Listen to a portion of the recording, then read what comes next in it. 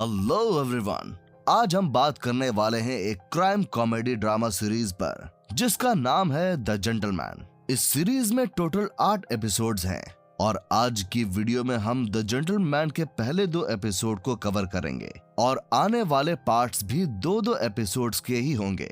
तो अगर आप सारे पार्ट्स की एक्सप्लेनेशन देखना चाहते हैं तो हमारे चैनल को सब्सक्राइब करके बेल आइकन को प्रेस कर लें।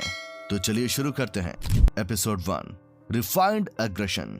कहानी की शुरुआत में हम एडी हॉर्निमन नाम के एक आर्मी ऑफिसर को देखते हैं जो कि अपनी ड्यूटी कर रहा है। तभी वहां उससे मिलने उनके फैमिली का लॉयर आता है जो उसे बताता है कि उसके पिता की हालत काफी खराब है, जिसके बाद एडी तुरंत इंग्लैंड वापस आ जाता है। असल में एडी आर्किबल्ड हॉर्निमन जो कि 12 ड्यूक द हॉस्टल फैमिली के उनका बेटा था। हॉस्टल फैमिली इंग्लैंड की एक रॉयल फैमिली थी जो कि कई जनरेशन से वहां पर रहती आई थी।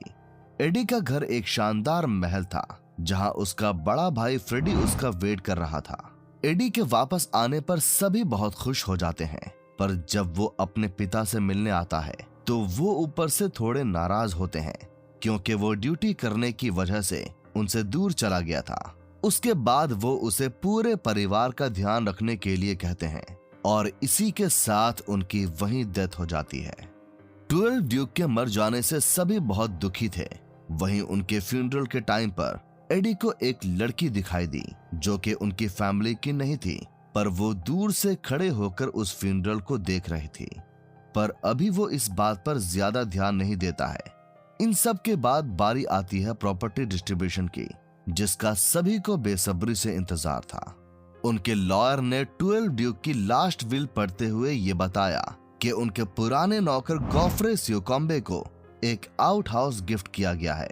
उनकी वाइफ को एक मंथली अलाउंस देने के लिए बोला गया है जो कि नया ड्यूक डिसाइड करेगा, और इसी के साथ उनका फेवरेट डॉग भी उन्होंने उसे दिया है। इसके बाद उन्होंने अपने बेटी चार्ली को 6 महीने के लिए एक शिप गिफ्ट की है ताकि वो पूरी दुनिया घूम सके, और साथ ही 1000 पाउंड का एक वीकली अलाउंस भी, जब तक कि उसकी शादी किसी लड़के से नहीं हो जाती। और फाइनली उन्होंने अपना मेंशन, फार्म, नॉर्थ फ्रांस में कुछ प्रॉपर्टीज और अपना लिटिल एडी के नाम कर दिया है।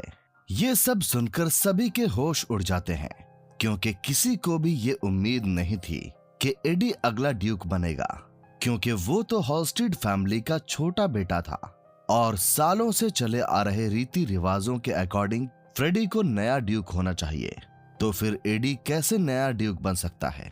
इस तरह के कई सवाल सभी के मन में घूम रहे थे। विल सुनकर फ्रेडी तो बिल्कुल पागल सा हो गया। वो लॉयर से ही लड़ने लगा और जोर जोर से चिल्लाने लगा, जिसके कुछ देर बाद एडी उससे बात करने गया, जिसमें फ्रेडी ने उसे बताया कि उसके ऊपर 8 मिलियन पाउंड का लोन है और अगर उसने वो पूरा नहीं किया तो वो लोग उसे मार देंगे। ये सब सुनकर एडी बिल्कुल शॉक्ड रह गया क्योंकि वो ये तो जानता था कि उसका भाई एक नशेड़ी है, पर ये उसे नहीं पता था कि उसके ऊपर इतना बड़ा कर्ज भी है। अब क्योंकि फ्रेडी उसका भाई था, इसीलिए उसने उससे सभी बातें डिटेल में पूछी, जिस पर फ्रेडी ने बताया कि उसके एक फ्रेंड स्टिकी पेट के कहने पर उसने एक बार 1 मिलियन पाउंड्स का एक प्रॉपर्टी पर इन्वेस्ट किया था जो कि 1.5 मिलियन पाउंड्स हो गए थे। इसीलिए उसकी बात मानकर एक बार फिर उसने मालदीव्स की एक प्रॉपर्टी में 4 मिलियन पाउंड इन्वेस्ट कर दिया, पर वो सारा पैसा डूब गया।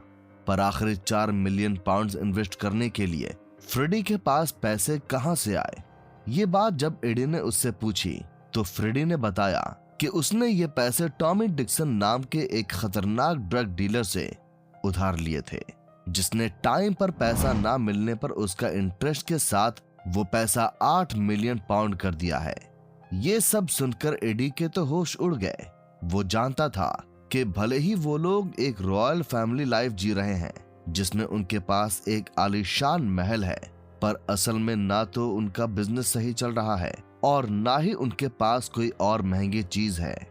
खैर, अब पैसों के बंदोबस्त तो करना ही था, इसीलिए एडी ने तुरंत अपने लॉयर को बुलाया और उससे पूछा कि क्या वो उसके लिए 6 मिलियन पाउंड का इंतजाम कर सकता है, क्योंकि उसके लॉकर में 2 मिलियन पाउंड्स थे जिसे सुनकर उनका लॉयर उससे बताता है कि उसके पास एसेट्स तो हैं, पर कैश के नाम पर कोई खास अमाउंट नहीं है।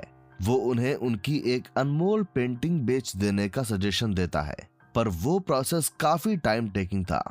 तभी उसे बताता है कि स्टैनली जॉनस्टन नाम का एक अमेरिकन बिलियनियर उनका मैंशन खरीदने में काफी इंटरेस्टेड है, जिस पर वो अपने लॉयर से बात करने के लिए कहता है। एक सुबह एडी जब वॉक के लिए जाता है तो उसे मिलने वही लेडी आती है जिसे उसने फ्यूनरल के बाहर देखा था। वो अपने आप को सूसी ग्लास बताती है, जिसके पिता बॉबी ग्लास अंडरवर्ल्ड के फेमस आदमी थे। इसके बाद सूसी एडी को उसी के फार्म पर लेकर जाती है और उसे बताती है कि वो उसके पिता यानी कि पिछले के ड्यूक को उस फार्म पर काम करने के लिए 1 साल के 5 मिलियन पाउंड्स दे रहे थे, जिसे सुनकर एडी के पैरों तले जमीन खिसक जाती है, क्योंकि ऐसा कौन सा काम था जिसके उन्हें इतने पैसे मिल रहे थे। जब वो फार्म के अंदर जाता है तो देखता है कि वहां के 15,000 एकड़ लैंड में कैनबीज यानी कि ड्रग की खेती चल रही थी, जिसका मतलब था कि पुराने ड्यूक ने उन्हें ये जगह किस काम के लिए दी थी, जिसका वो हर साल उन्हें पैसा देता था। ये सब सुनने के बाद एडी ग्रॉफरी से मिलता है, जो कि कई सालों से उनके साथ था। वो उससे बताता है कि सूसी ग्लास और उसके लोग काफी खतरनाक हैं और वो अपने बिजनेस के लिए किसी भी हद तक जा सकते हैं। इन सब के बाद एडी मेंशन ना बेचने का डिसाइड करता है, पर बदले में सूसी को 8 मिलियन पाउंड देने के लिए कहता है, क्योंकि उसे फ्रेडी की डाउट क्लियर करनी थी। जब सूसी को सारी बात पता चलती है तो वो 4 मिलियन पाउंड देने के लिए कहती है और अपने एक आदमी से टॉमी डिक्सन के बारे में पता करवाती है। कुछ देर बाद वो टॉमी से मिलने के लिए फिश मार्केट जाती है, जहां टॉमी को जैसे ही पता चलता है कि वो बॉबी ग्लास की बेटी है तो वो तुरंत उसे अपने ऑफिस लेकर जाता है, जहां वो उसे फ्रेडी के 4 मिलियन पाउंड्स इंटरेस्ट माफ कर देता है, जिस पर टॉमी एक शर्त रखता है और इसी के साथ वो उसे 4 मिलियन पाउंड्स माफ कर देता है। वहीं दूसरी तरफ एडी को स्टैनली जॉनस्टन का पर्सनल असिस्टेंट मिलने के लिए आता है, जिसमें एडी को इंटरेस्ट शो नहीं करता क्योंकि उसे कुछ नहीं बेचना था। पर स्टैनली का पर्सनल असिस्टेंट उसे अपने बॉस से एक बार मिलने की रिक्वेस्ट करता है, जिसकी एक मीटिंग के लिए वो 25,000 पाउंड्स भी लेकर आया था।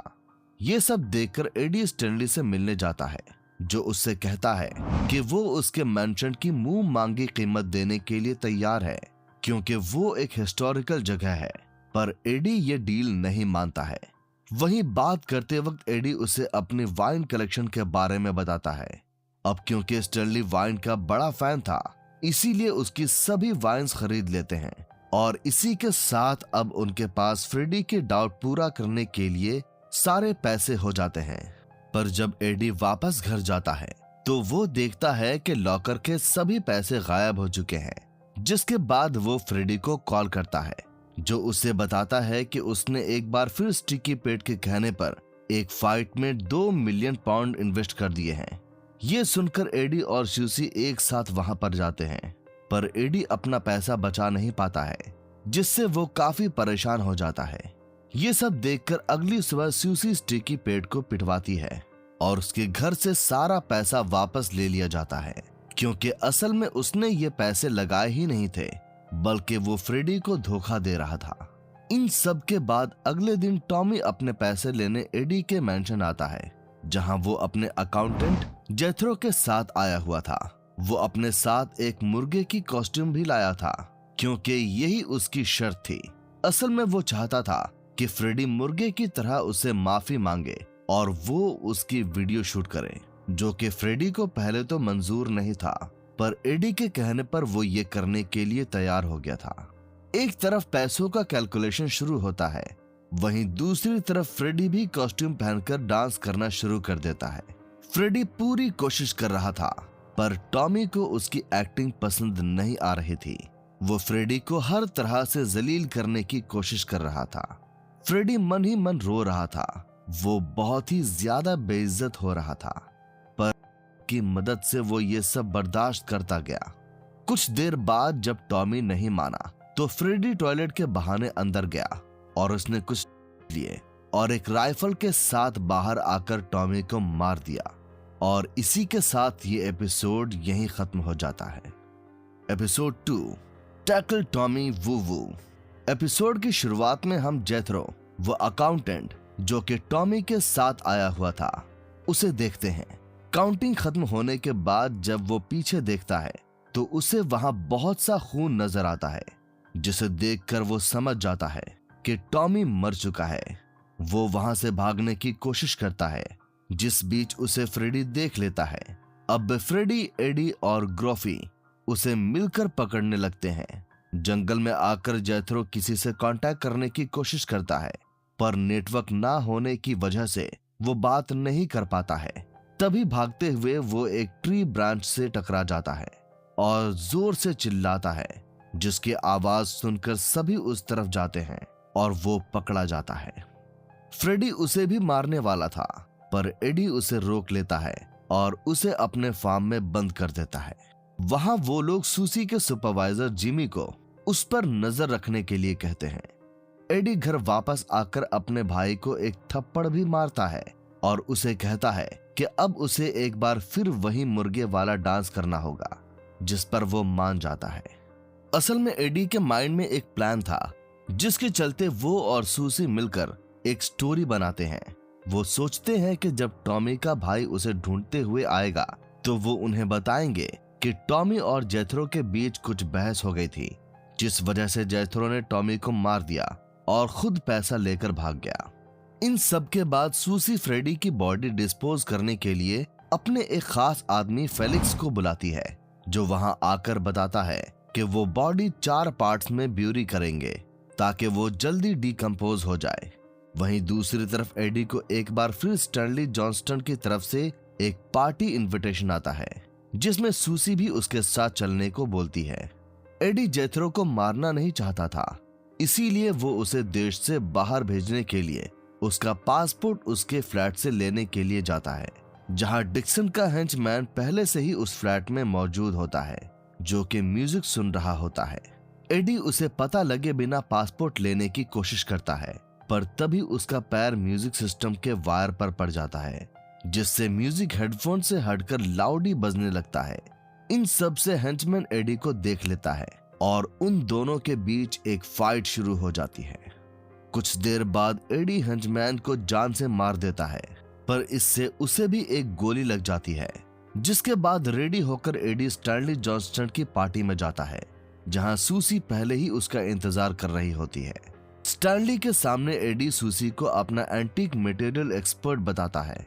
वहीं स्टैनली जॉनस्टन उन्हें मिलवाता है प्रिंसेस रोज से, जो एक दूसरी फैमिली की रॉयल फैमिली मेंबर थी। एडी और रोज बचपन के दोस्त थे, इस वजह से वो बात करने के लिए चले जाते हैं। वहीं स्टैनली भी सूसी से अपनी एक एंटीक वॉच के बारे में बहुत से सवाल करता है, जिन सब का सूसी बखूबी से आंसर देती है। जिसके बाद स्टैनली उसके सामने एक ऑफर रखता है। वो उससे कहता है कि वो उसका बिजनेस पार्टनर बनना चाहता है, जिसका मतलब था कि स्टैनली जानता है कि सूसी क्या काम करती है। खैर, सूसी उसका ऑफर ठुकरा देती है और वहां से चली जाती है। वहीं दूसरी तरफ रोज एडी का एब्डोमेन पर लगा ब्लड देख लेती है और उसे क्लीन करने के लिए उसे एक रूम में ले जाती है, जहां कुछ देर बाद सूसी आती है और रोज वहां से चली जाती है। अगले दिन एडी से मिलने टॉमी का भाई जॉन द गॉस्पेल डिक्सन आता है, जो कि हेड था स्काउट्स कोकेन सिंडिकेट का। उसने चर्च की आड़ में जाने कितने लोगों की जान ली थी। जब वो एडी से टॉमी के बारे में पूछता है तो वो उसे वही कहानी बताता है जो उन्होंने बनाई थी, पर जॉन डिक्सन को इस बात पे भरोसा कुछ कम था, क्योंकि आखिरी बार टॉमी उन लोगों से ही मिला था। तभी फ्रेडी बीच में बोलने लगता है कि उसने एक मर्डर किया है, जो सुनकर एडी काफी घबरा जाता है। पर तभी फ्रेडी उसे कहता है कि 25 साल पहले उसने उसकी फेवरेट कैट को मार दिया था। इन सब के बाद जॉन वहां से जाने लगता है, पर उसके पहले उसे इस बात का एहसास हो जाता कि उसका भाई शायद अब इस दुनिया में नहीं है। इसीलिए वो एडी और फ्रेडी के साथ 2 मिनट का साइलेंस करता है और वहां से चला जाता है। अगले दिन जॉन वापस आता है और एक राइफल के साथ एडी से एक सवाल करता है। वो उससे पूछता है कि उसके भाई को गोली लगी हुई है, पर वो गोली जिस राइफल से चलाई गई है वो जेथरो कभी अफोर्ड नहीं कर सकता था।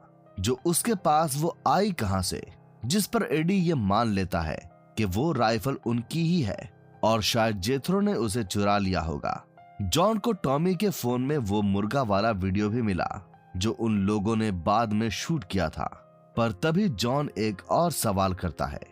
गायब होने से पहले जेथरो ने उसे एक अजीब सा मैसेज किया था जिसमें लिखा था टैकल टॉमी वूवू।